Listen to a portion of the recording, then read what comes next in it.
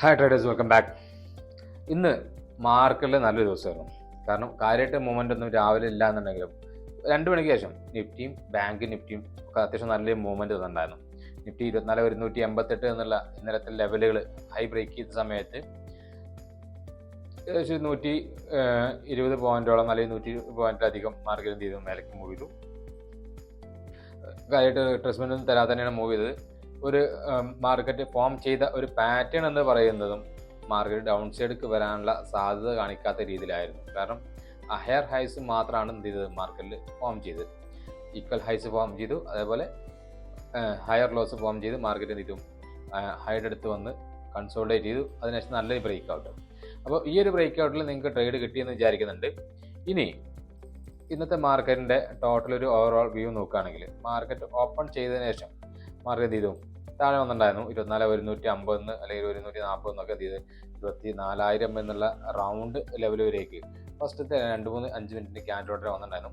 അതിന് ശേഷം ഒരു ഷാർപ്പ് റിവേഴ്സൽ മാർക്കറ്റ് കാണിച്ചു. അതായത് 24,000 24,300 എന്നുള്ള ലെവലിലേക്ക് എത്തിയിട്ടുള്ളത് എന്നുള്ളത് മാർക്കറ്റിനെ സംബന്ധിച്ച് 300 പോയിന്റ് മൂവ്മെൻ്റ് 1% മുകളിലായി അല്ലേ. 1% അടുത്ത് മുകളിൽ മാർക്കറ്റ് ഇന്ന് മൂവ് ചെയ്തിട്ടുണ്ടായിരുന്നു. താഴെ വന്നിട്ട് മാർക്കറ്റ് കഴിഞ്ഞ ദിവസത്തെ ഡെയിലി ക്യാൻഡിൽ നോക്കുകയാണെങ്കിലും നമുക്കറിയാൻ പറ്റും ഏത് ഒരു നിശ്ചിത റേഞ്ചിൽ ട്രേഡ് ചെയ്യുന്ന രീതിയിലായിരുന്നു. കഴിഞ്ഞ ഒരു 5-8 ദിവസമായിട്ട് ഒരു മിനി സെല്ലോപ്പ് ഒഴികെ ബാക്കിയൊക്കെ എന്താണ് ഇപ്പം സൈഡ് വൈസ് ആണ് മൊമെൻറ്റം. 24,349 അല്ലെങ്കിൽ 24,350 മുകളിൽ എപ്പോഴാണ് മാർക്കറ്റ് കയറുന്നത് അവിടെ നിന്ന് എന്ത് ചെയ്യാൻ പറ്റും, നല്ല ഒരു മൂവ്മെൻറ്റ് കിട്ടുമെന്ന് തന്നെയാണ് എക്സ്പെക്ട് ചെയ്യുന്നത്.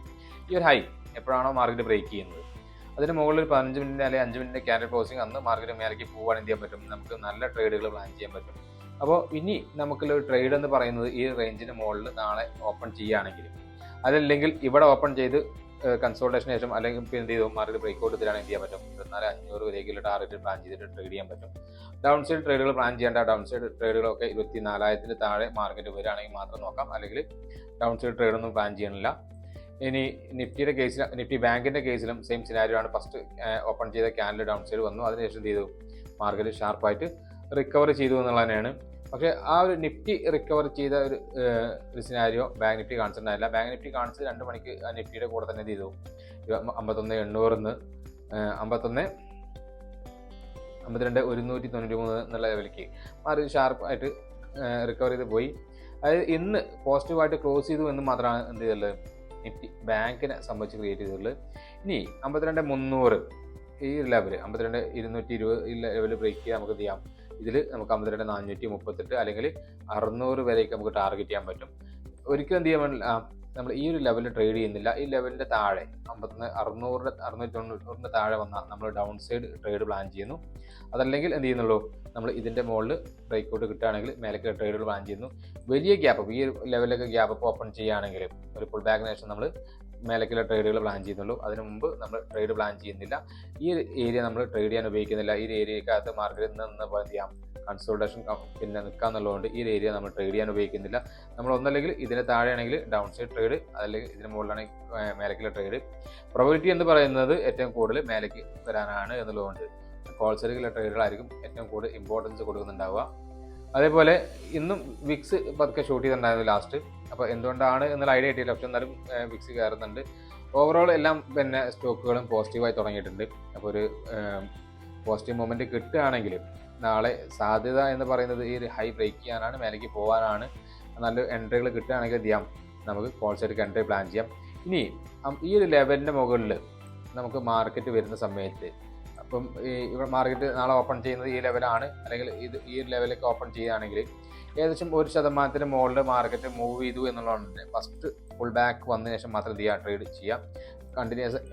കണ്ടിന്യൂസ് ആയിട്ട് മേലേക്ക് പോവുകയാണെങ്കിൽ അവിടെ ട്രേഡുകൾ പ്ലാൻ ചെയ്യാതിരിക്കുന്നതായിരിക്കും ഏറ്റവും ബെസ്റ്റ്. കാരണം മാർക്കറ്റ് ചെയ്യാം എപ്പോൾ ആണെങ്കിലും റിവേഴ്സിൽ വരാം. അങ്ങനെ റിവേഴ്സിൽ വന്നിട്ടുണ്ടെങ്കിൽ നമുക്ക് എന്ത് ചെയ്യാൻ പറ്റും, വലിയ ലോസ് ഉണ്ടാവും എന്നുള്ളതുകൊണ്ടാണ് ട്രേഡ് അവിടെ പ്ലാൻ ചെയ്യേണ്ടാത്തത്.